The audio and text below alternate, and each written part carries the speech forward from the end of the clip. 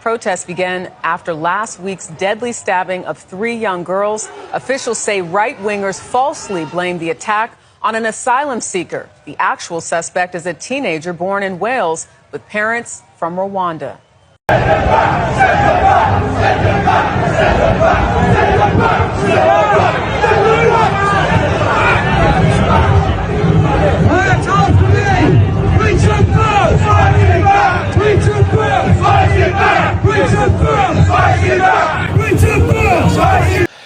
If they're not in a hotel, then they're entitled to a house or a flat, which they also get for free. In those hotels, they get free heating, their water bills are paid, they get free food and usually a free television as well. So asylum seekers won't pay any bills for a TV licence or anything else, of course. Breaking developments in the United Kingdom tonight have drawn national attention after a large protest over immigration and asylum policy in central London escalated into prolonged disorder, exposing deep pressure across policing, public services, and political leadership. From the early morning hours, there were signs that the day would not unfold quietly. Train stations serving central London saw unusually high footfall, with coaches arriving from outside the capital and online calls for attendance circulating widely across social media platforms. Immigration protests in England led to weekend violence, chaos, and hundreds of arrests. Police in several cities there fought with far-right demonstrators that tried to set fire to 2 hotels where asylum seekers live. Police call the violence staggering.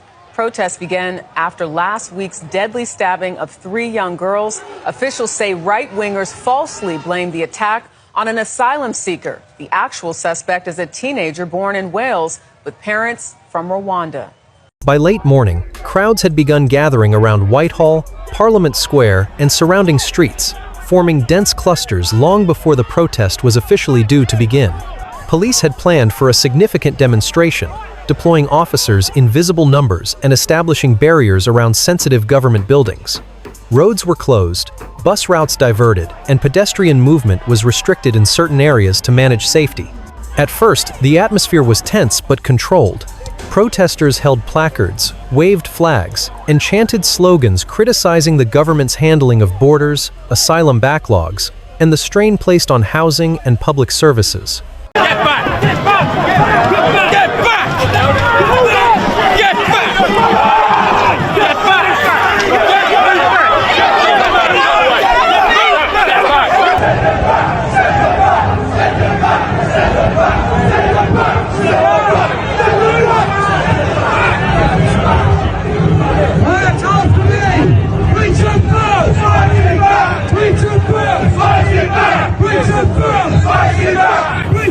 For several hours, the protest remained largely orderly. The situation began to change as numbers continued to swell. Central London's narrow streets quickly became congested, and crowd density increased to the point where movement was difficult. Protesters complained they were being confined without clear exit routes, while police insisted restrictions were necessary to prevent dangerous overcrowding and maintain access for emergency services. This standoff created mounting frustration. By early afternoon, verbal confrontations between protesters and officers became more frequent. Police repeatedly instructed people to step back from cordons, but compliance was uneven.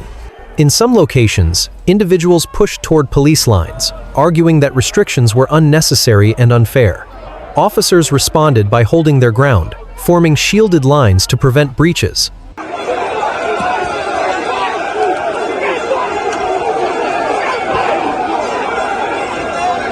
What followed was not a single explosive incident, but a series of short, sharp confrontations that built momentum.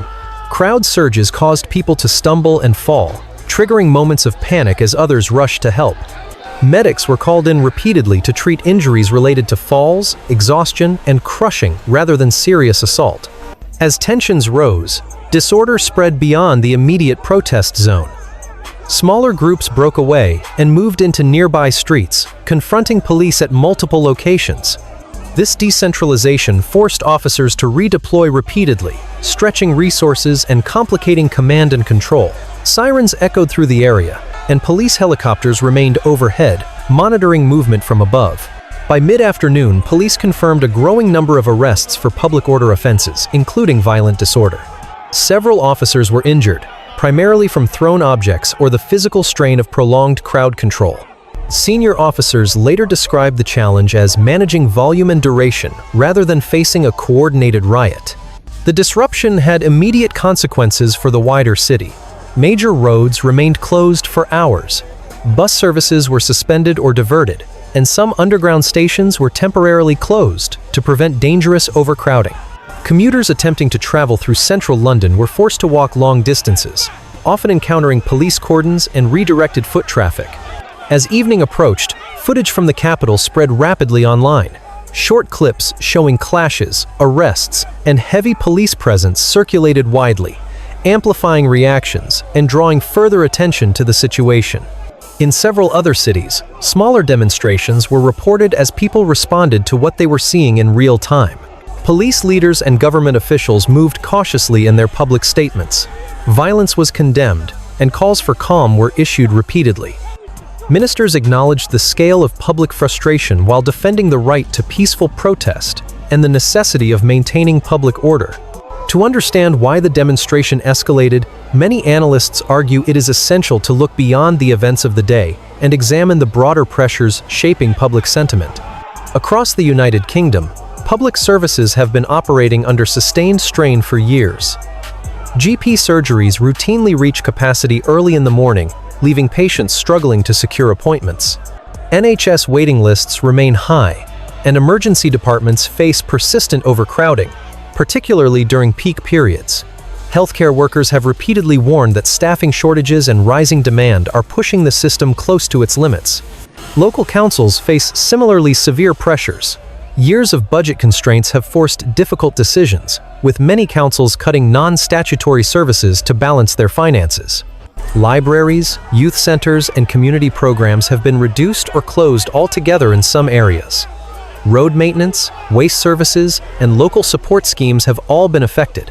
Housing has become one of the most sensitive and emotionally charged issues. Rents have risen sharply across much of the country, while wages have struggled to keep pace. Social housing waiting lists are long, and competition in the private rental sector is intense. Many younger workers delay major life decisions due to housing insecurity, while families worry about long-term affordability. Immigration policy has become closely linked to these pressures in public debate. Government figures show that tens of thousands of asylum seekers are currently housed in temporary accommodation, including hotels, due to processing backlogs and a lack of available long-term housing. Ministers argue that this approach is costly and unsustainable, but unavoidable while reforms are implemented. Critics counter that those reforms have been promised repeatedly without delivering meaningful results. They point to rising costs for taxpayers, increased pressure on local councils, and the visible impact on communities where temporary accommodation is used for extended periods. For many protesters, the issue is not immigration alone, but capacity. They question whether current systems are equipped to handle demand while also meeting the needs of existing residents. They argue that planning has failed to keep pace with reality and that warnings from experts have been ignored. At the same time, humanitarian organizations stress that criticism of policy must not translate into hostility toward individuals seeking asylum. They warn that inflammatory rhetoric risks putting vulnerable people in danger and undermines the possibility of constructive debate. Another powerful factor driving unrest is trust. Polling consistently suggests that a significant portion of the public believes the government has lost control of immigration and has not been fully transparent about the challenges involved.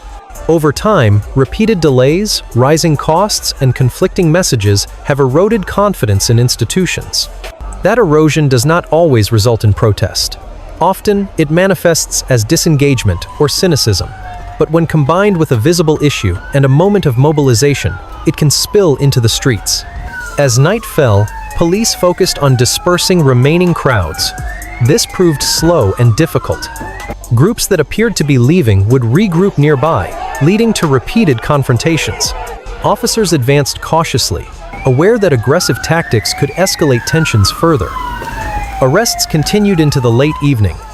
In several instances, protesters attempted to block police vehicles or stand in front of vans, forcing officers to move slowly to reopen roads. Shouting and chanting continued sporadically, even as overall numbers began to fall. Many officers showed clear signs of fatigue. Some had been on duty for extended shifts with limited breaks. Damaged equipment was replaced where possible, and injured officers received treatment before returning to duty. Senior officers moved through the area, issuing instructions and urging calm through loudspeakers. By late night, central London gradually quietened. Cleanup crews began clearing debris from the streets, while police maintained a visible presence to deter further unrest. Underground stations reopened cautiously, and traffic slowly resumed. Political pressure intensified in the aftermath. Opposition figures demanded explanations for how the protest was handled and what steps would be taken to address underlying grievances. Government ministers promised reviews of policing tactics and reiterated commitments to reform immigration and asylum systems. Behind closed doors, officials discussed a range of options, including accelerating asylum processing, reducing reliance on hotel accommodation, increasing funding for local councils, and reviewing public order legislation. None offered an immediate or simple solution. Humanitarian groups urged leaders to lower the temperature of the debate, warning that prolonged unrest risks deepening divisions and placing vulnerable communities at risk. They stressed that asylum seekers should not be blamed for policy failures. Police leaders echoed calls for calm while warning that repeated large-scale protests place significant strain on already stretched forces. They noted that prolonged public order operations divert officers from other responsibilities, including responding to crime and emergencies. By early morning, the city had returned to a fragile normality. But online debate continued, with competing narratives hardening positions on all sides. For many observers, the most striking aspect of the day was not the clashes themselves, but what they revealed. A system operating close to its limits leaves little room for error. When pressure builds across multiple areas simultaneously, even routine events can become destabilizing. This was not a collapse of public order, but it was a warning. It highlighted how a slow-burning crisis can suddenly become visible when people feel unheard and unsupported. Trust, once weakened, is difficult to restore. Britain has faced moments of tension before and has adapted, but adaptation requires clear communication, honest assessments of capacity, and visible action that matches promises. As London recovers and officials begin formal reviews, one central question remains.